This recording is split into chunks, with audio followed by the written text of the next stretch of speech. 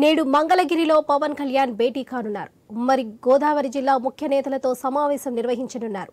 Helicopter దిగేందుకు అనుమతి ఇవ్వకపోవడంతో party కార్యాలయంలోనే Pawan సమావేశాలు నిర్వహించనున్నారు.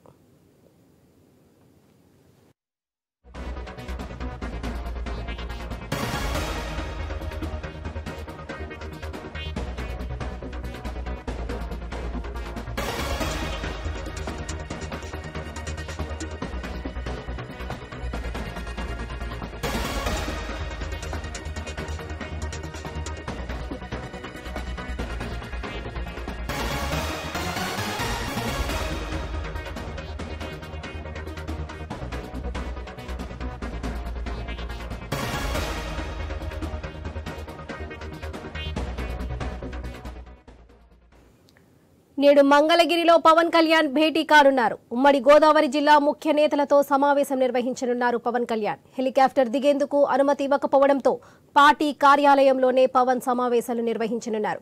ఇక ఇదే అంశంపై మరింత సమాచారం మా ప్రతినిధి హరీష్ అందిస్తారు. హరీష్, చెప్పండి.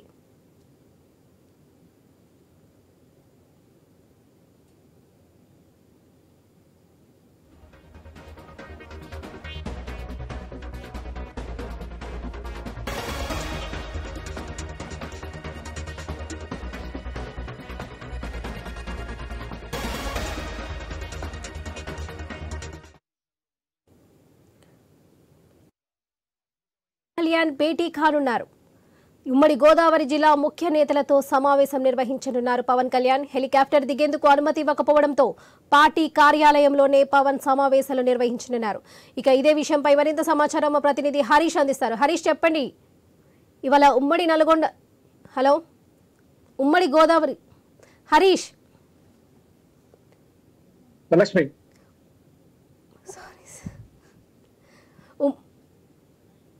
చెప్పండి హరీష్, ఇవాళ ఉమ్మడి గోదావరి జిల్లాలో పవన్ కళ్యాణ్ భేటీ కానున్నారు. దీనిపై అప్డేట్స్ ఏంటి?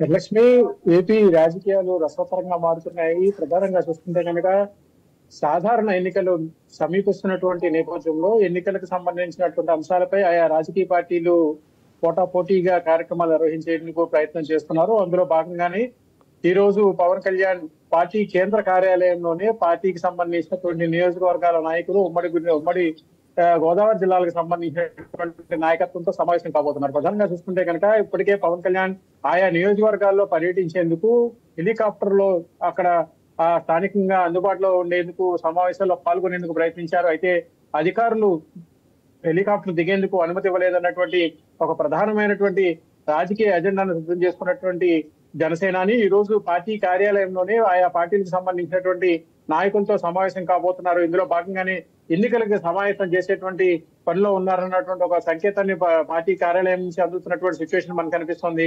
ఈ నేపథ్యంలోనే ఈ రోజు జరిగేటువంటి సమావేశాల్లో పవన్ కళ్యాణ్ జనసేన నాయకత్వానికి ప్రత్యేకమైనటువంటి ఆదేశాలు, ప్రత్యేకమైనటువంటి సంకేతాలు కూడా ఇచ్చేటువంటి అవకాశం స్పష్టంగా కనిపిస్తోంది. దీంతో ఈ రోజు జరిగేటువంటి సమావేశంలో పవన్ కళ్యాణ్ ఎలాంటి నిర్ణయం ప్రకటిస్తారు, రాబోయేటువంటి ఎన్నికల్లో ఇప్పటికే టీడీపీతో పొత్తులకు సంబంధించినటువంటి అంశాలు కూడా చర్చకు వస్తున్నటువంటి నేపథ్యంలో పొత్తులకు సంబంధించినటువంటి అంశాలను పవన్ కళ్యాణ్ ఏ విధంగా పార్టీ నాయకత్వానికి వ్యవహరిస్తారు, ఏ నియోజకవర్గాల్లో జనసేన పోటీ చేస్తుంది, ఎన్ని నియోజకవర్గాల్లో జనసేన టీడీపీ కలిసి ముందుకు వెళ్తాయన్నటువంటి ఒక ప్రధానమైనటువంటి సమాచారం ఇంకా పార్టీ శ్రేణులకు రావాల్సినటువంటి అవసరం ఉంది. ఈ నేపథ్యంలోనే ఈ అంశాలన్నింటి పైన కూడా పూర్తిగా క్లారిటీ ఇస్తారన్నటువంటి ఒక అభిప్రాయం కూడా పార్టీ వర్గాల నుంచి వ్యక్తమవుతుంది. అటు జిల్లాల వారీగా, నియోజకవర్గాల వారీగా చేయాలనుకున్నటువంటి పర్యటన ప్రభుత్వ ఒత్తిళ్ల కారణంగా అధికారులు హెలికాప్టర్ దిగేందుకు అనుమతి ఇవ్వకపోవడంతో చివరికి పార్టీ కేంద్రాలయానికి పరిమితం కావాల్సినటువంటి పరిస్థితి ఏర్పడింది.